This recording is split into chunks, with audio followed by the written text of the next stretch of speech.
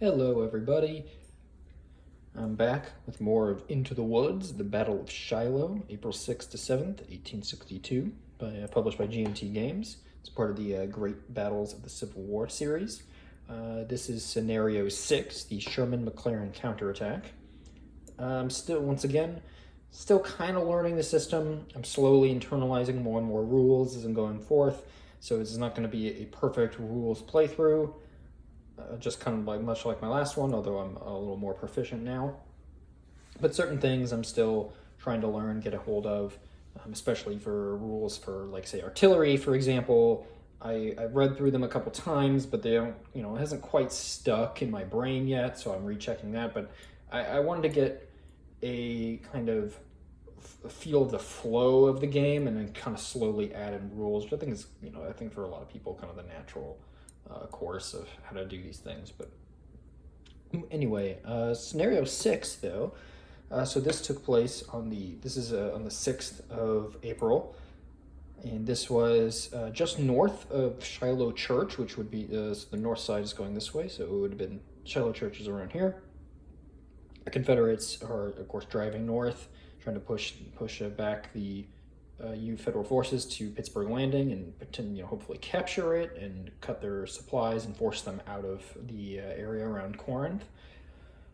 So after being driven kind of from Shiloh Church, Sherman and McClellan are reorganizing their regiments with a few straggler regiments from, I think, Prentice's. Turns out that is how you say his name, like I did in last scenario. I wasn't really sure. Prentice, Benjamin Prentice. His regiments, some of them are around the area too, and they're, for the purposes of the scenario, they fall under a different command for this. And they're going to counterattack a partially exhausted rebel force, although some of them, like, I think was it Trego? Tribue, not G, it's a B. Tribue.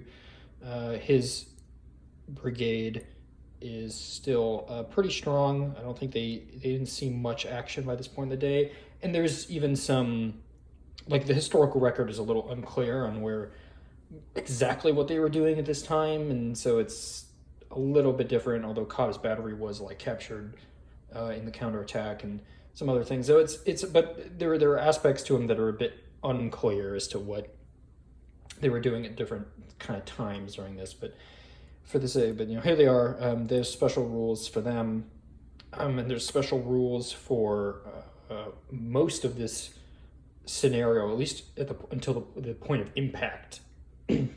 So, for example, initiative is rolled normally on the second turn. There's only 2 turn scenario on the second turn, the 1 p.m. turn.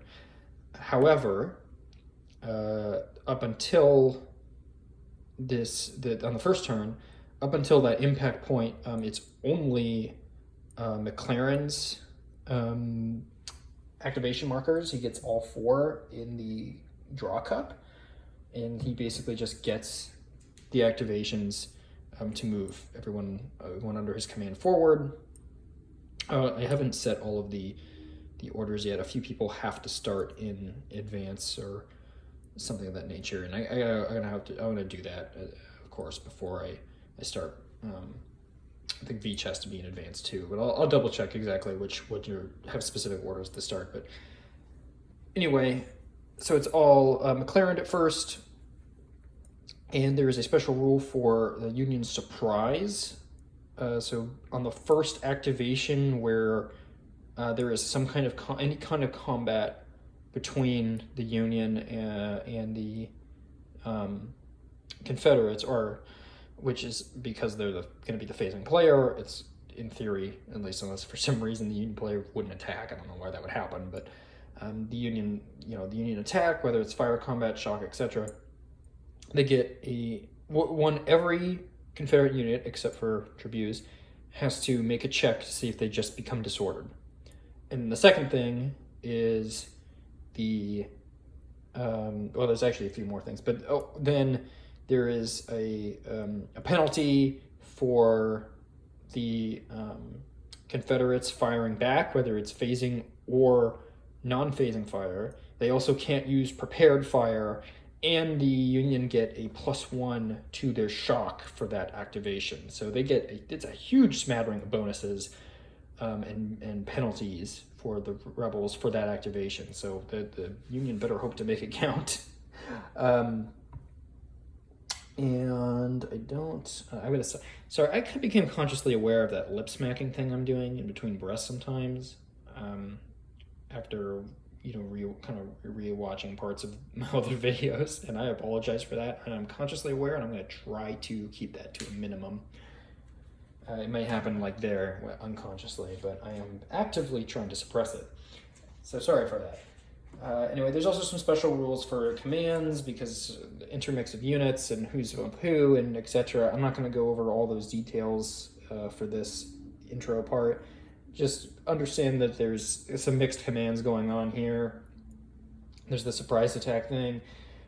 And so the Confederates don't get activation markers until that combat. Once that surprise hits, then they get one activation marker for each of their guys in the battle for this turn, and then it goes back to regular on the 1 p.m. turn, normal system for initiative plus activations. So then after that on turn one, the second turn, the 1 p.m. turn, not turn one, the 1 p.m. turn. I'll do all of the usual things for command efficiency and etc. And I don't... McLaren also he automatically gets 3 activations for the turn 1 p.m. But it's... Sherman has to draw efficiency from a very small pool, just a 2 and a 3, and then the Confederates do their own efficiency. They have more things to draw from, but that's just the usual thing. So anyway, that's basically and the victory conditions are controlling 3 out of 5 of the victory points, which is 1, 2, 3, and I believe is it here? No. Oh, here's an example of a Confederate unit that starts extremely weak, and it doesn't specify otherwise, so I put those units at collapse because they're less than half and under other problems, so I believe they're supposed to be collapsed. Where is it? Oh, here's another one. 1, 2, 3, 4. I think it's maybe over here. Yeah, there it is. So you have to control 3 of the 5 by the end of the scenario, either directly by having units on it or being the last ones to pass through it. So effectively, if the Confederates can push up to here and hold that line, whether that's directly up here and along this river, I suppose, with Sherman's men, then they can win the scenario. And so the Confederates don't need to actually, once they finally are able to activate for real, assuming that hopefully they haven't taken too much damage, for their sake, hopefully they haven't taken too much damage and they can counterattack and at least reclaim one of these camps. Otherwise, they're going to be in some trouble. And that's about it on the rundown for the intro to scenario. So I will come back in the next video, starting off with a few of the movements and etc. Yeah, so we'll get into it for turn 1 to scenario 6 coming up.